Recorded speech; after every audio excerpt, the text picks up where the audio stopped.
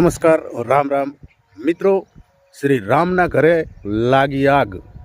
મિત્રો, ખરેખર તમે સત્ય સાંભળી રહ્યા છો, સાચું સાંભળી રહ્યા છો.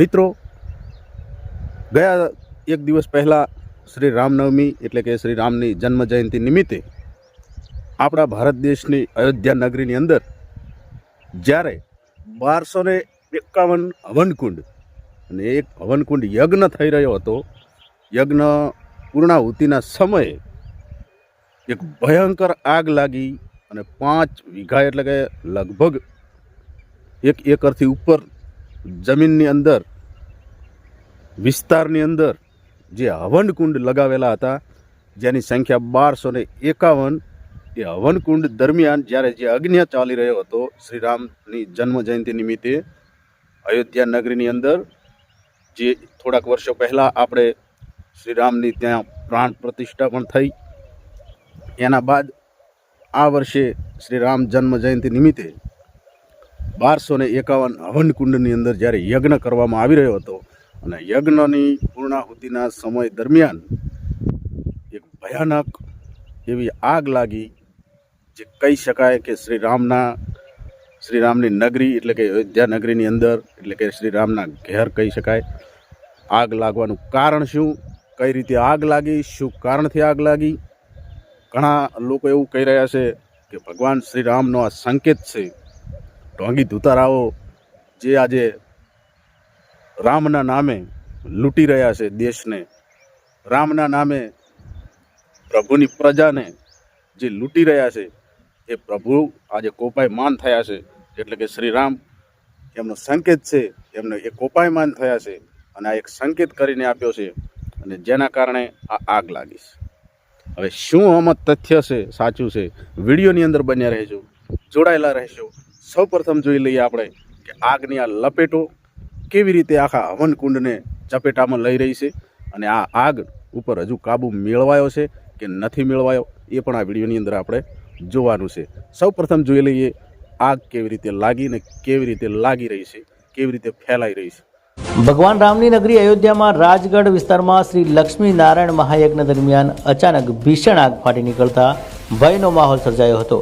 આ ઘટનાથી સ્થળ પર હાજર ભક્તો અને આયોજકો અંધાધૂંધી અને હંગામો મચી ગયો હતો. ફાયરની ટીમો દ્વારા ઘટના સ્થળે પહોંચીને આગ પર કાબૂ મેળવવાના પ્રયત્નો કરવામાં આવી રહ્યા છે.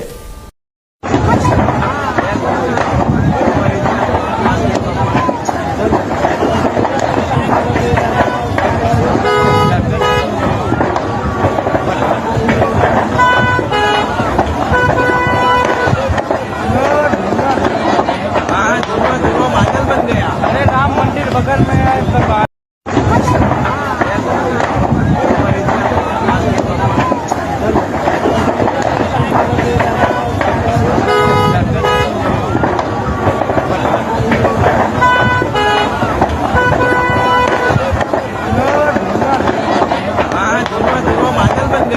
राम मंदिर बगल में है, बाहर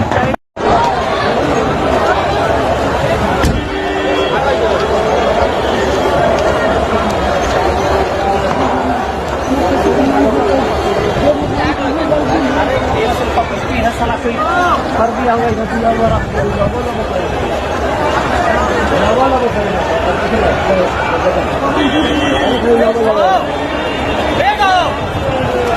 वीडियो बनाओ.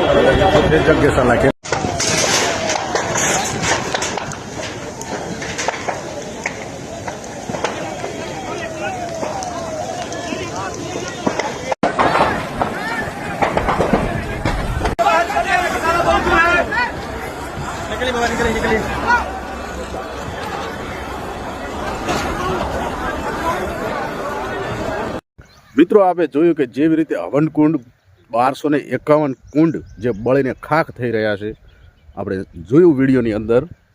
પરંતુ જ્યારે સમાચાર એવા મળી રહ્યા છે કે કોઈક વ્યક્તિ જ્યારે એક શ્રીફળ એટલે કે નાળિયેર લઈ અને જોરથી પથ્થર ઉપર મારે છે અને એમાંથી એક ચિંગારી ઉત્પન્ન થાય છે, અને એ ચિંગારી એક કાપડમાં લાગી જાય છે, અને એના કારણે આખો હવનકુંડ મહાયજ્ઞનો જે મંડપ એ બધું બળી અને પળની અંદર બળીને ખાક થઈ જાય.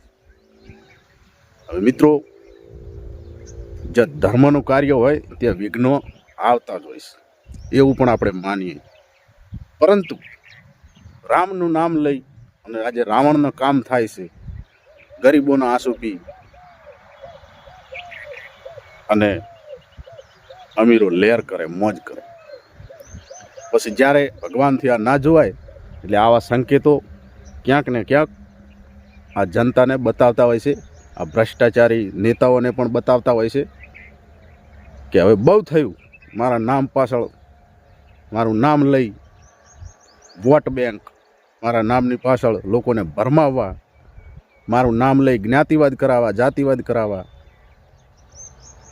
આજે આ દુનિયાની અંદર એટલે કે ભારત દેશની અંદર પણ આપણે જોવા જઈએ તો અત્યારે પાપની કોઈ સીમા રહી નથી, ભ્રષ્ટાચારની કોઈ સીમા રહી નથી.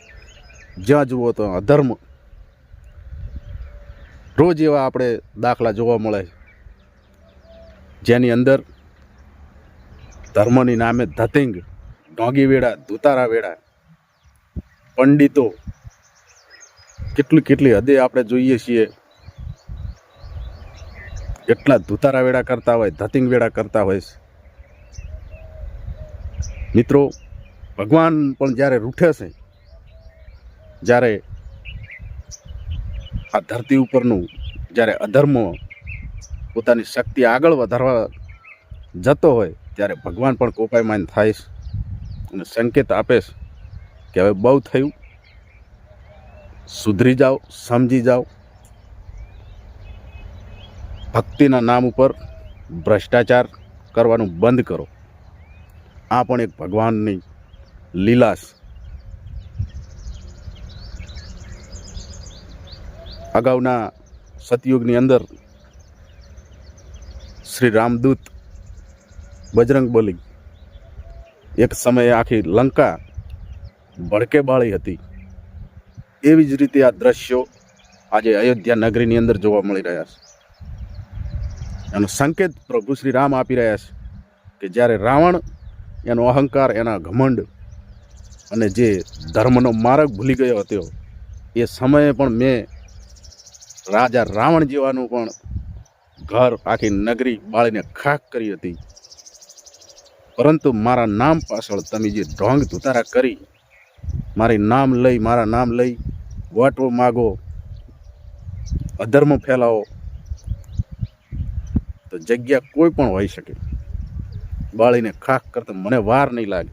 આ ભગવાનના સંકેત પણ હોઈ શકે. જ્યાં જુઓ તો શ્રીરામનું નામ અને પાછળ એકલો ભ્રષ્ટાચાર, એકલું જૂઠ, ક્યાં સુધી ભગવાન સહન કરે?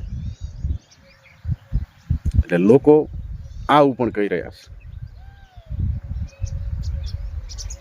હવે આગળ તપાસ ચાલુ છે, કઈ રીતે આગ લાગી, શું નુકસાન થયું, એ હજુ સામે આવવાનું બાકી છે. મળીએ નવી અપડેટમાં, શું સમાચાર આવે છે. તો જોતા રહેજો. વિડીયોને લાઈક, કોમેન્ટ કરજો અને કોમેન્ટની અંદર જય શ્રી રામ લખવાનું ભૂલતા નહીં. રજા આપશો. મળીએ નવા વિડીયોમાં નવા મુદ્દા સાથે. રામ રામ, જય માતાજી.